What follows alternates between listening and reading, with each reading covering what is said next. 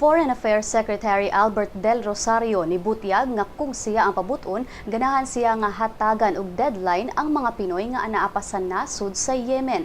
Sa interview sa ANC Head Start, gibutyag ni Del Rosario nga ang evacuation process sa Yemen makahatag og risgo sa iyang mga tao ug ilibana sa mga Pinoy apan tungod sa palisiya sa Department of Foreign Affairs nga dili pwedeng biyaan ang mga Pinoy sa Yemen, mao nga ang mga Pinoy kumpiyansa lang daw nga magpabilin sa Yemen ug muuli lang sa Pilipinas kung kano sa andam na sila.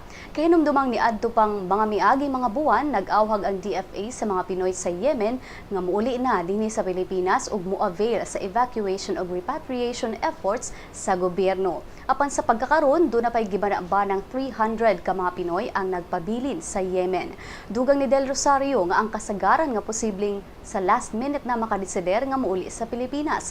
Doon na sa ubang mga minyo na og mga Yemenis samtang ang uban nakauyon sa ekonomiya sa Yemen.